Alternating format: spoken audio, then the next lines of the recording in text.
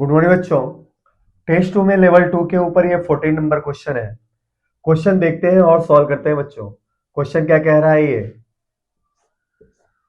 Question कह रहा है uniform rope of length 12 metre and mass 6 kg hangs vertically from rigid support as shown in diagram. भाई question कह रहा है कि एक मास 2 kg 6 kg के रोप के साथ ऐसे यहाँ सपोर्ट करते हुए हैंग कर रहा है और ये जो सपोर्ट है यहाँ पे रिजिड सपोर्ट है ना।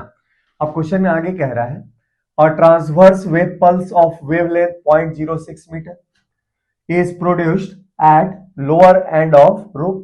भाई इस रोप के लोअर एंड के पास यहाँ पे एक ट्रांसवर्स वेव पल्स प्रोड्यूस किया जाता है जिसका वेवलेंथ 0.06 मीटर है। अब आगे क्वेश्चन कह रहा है find wavelength of this pulse when it reaches at point B of rope. ये वेव पल्स जब यहाँ पहुंचता है तो इसके पास वेवलेंथ क्या होगा ये आपको निकालना है। और हमारे पास वेवलेंथ के लिए ये हमारे पास ऑप्शन है जिसमें से बी ऑप्शन करेक्ट है। तो देखिए कैसे हमारा यह आंसर लेमडा वेवलेंथ के बी पॉइंट के लिए लेमडा इक्वल टू 0.12 मीटर आया। तो चलिए बच्चों सॉल्व करते हैं और इसको क्रॉस चेक करते हैं, है ना। तो देखते हैं बच्चों solution.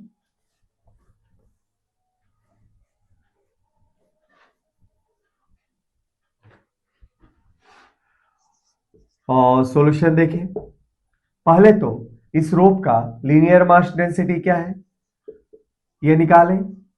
Linear mass density of rope क्या मिलेगा बच्चों? तो मास पूरे रोप का है दिया हुआ है 6 kg का रोप है और इसकी लेंथ कितनी दे रखी है? तो 12 मीटर लंबाई है इसकी, है ना।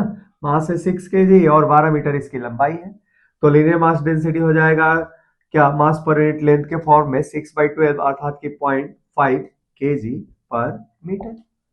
ठीक है, अब टेंशन पॉइंट ए पे क्या होगा? तो tension at point A, point A पे जो टेंशन होगा उस टेंशन का काम होगा इस वेट को संभालना अर्थात कि 20 न्यूटन के वेट को संभालना। इसका अर्थ है कि टी ए की वैल्यू आ जाएगी बच्चों क्या? 20 न्यूटन के बराबर। अच्छा, उसी तरह tension at point B, point B पे टेंशन क्या हो जाएगा बच्चों? तो बी पॉइंट पे टेंशन का काम क्या है? तो पूरे वेट को संभालना। पूरा वेट क्या है? तो 6 kg का रोप प्लस 2 kg अर्थात कि 8 kg के वेट को संभालना। इसका अर्थ है क्या हो जाएगा? 8g अर्थात कि 80 न्यूटन हो जाएगा। अब एज वेलोसिटी ऑफ वेपल्स in string at any point, है ना, क्या होता है बच्चों? ये दिया जाता है v equal to under root T by mu से, जहां पे हमारा म्यू क्या है? लीनियर मास डेंसिटी है और टी क्या है? टेंशन है उस पॉइंट पे, टेंशन एट दैट पॉइंट। ठीक है बच्चों, अब तो हम लिख सकते हैं क्या? Velocity of wave pulse, velocity of wave pulse at point A. Point A पे जब वेव पल्स होगा तो यहाँ इसकी स्पीड क्या होगी? तो ये हो जाएगी बच्चों, यहाँ पे टेंशन दे रखा है कितना? ए पे टेंशन है 20 न्यूटन, तो 20 बाई म्यू अर्थात की 0.5 दे सकते हैं। तो 0 जाएगा तो 5 4 40, है ना।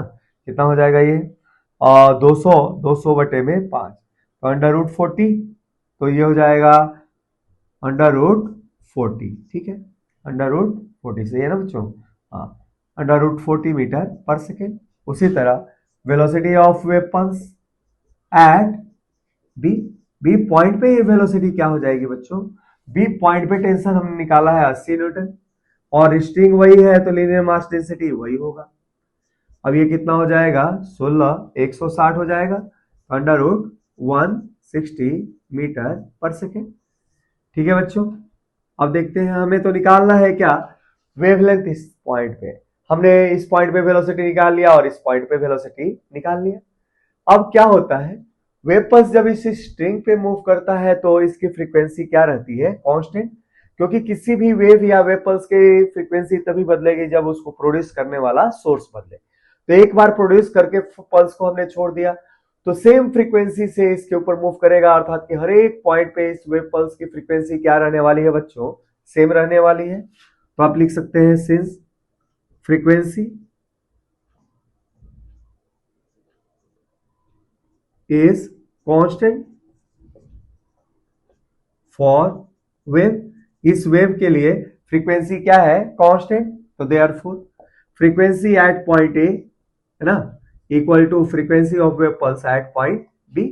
अच्छा, फ्रीक्वेंसी क्या होता है, तो velocity of wave upon wavelength है ना, तो velocity of wave at point A upon wavelength of wave at point A equal to velocity of wave at point B upon wavelength at point B.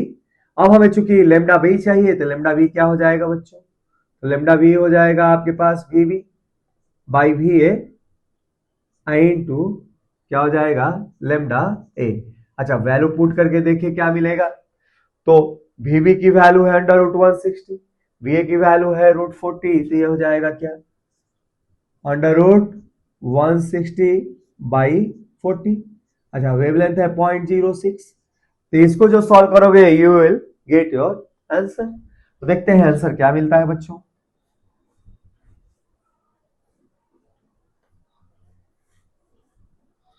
तो therefore wavelength of wave pulse at point B क्या आ रहा है, ये आ रहा है under root 160 divided by 40 I into 0.06, ये गया, दो आ गया, 2 इंटू 0.06 दैट इज 0.12 मीटर। तो हमारा ऑप्शन बी क्या था वहां पे, सही था बच्चों। तो इस तरीके से इस वेव पल्स का जो वेवलेंथ होगा पॉइंट बी पे वो कितना आएगा, 0.12 मीटर होगा, जबकि इसका वेवलेंथ इस पॉइंट पे कितना है, दिया गया है 0.06 मीटर।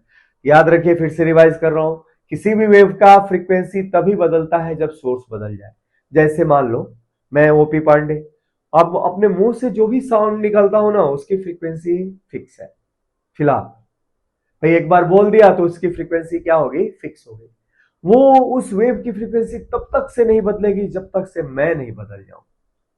मैं जब तक से जिंदा हूं तब तक से मेरे बोले गए साउंड की फ्रीक्वेंसी क्या रहने वाली है, यहाँ पे कांस्टेंट रहने वाली है। तो जो साउंड मैंने प्रोड्यूस किया उसकी फ्रीक्वेंसी क्या होगी, कांस्टेंट। हालांकि मेरी आवाज इस क्लासरूम से निकल के आपके कानों तक न पहुंच जाए, करीब कई 100 किलोमीटर 1000 किलोमीटर ट्रैवल करके, फिर भी फ्रीक्वेंसी क्या रहने वाली है बच्चों, सेम रहने वाली है। ये हमारे आइडियली होता है ना। तो चलिए बच्चों, अब अगला क्वेश्चन करते हैं इस टेस्ट के ऊपर।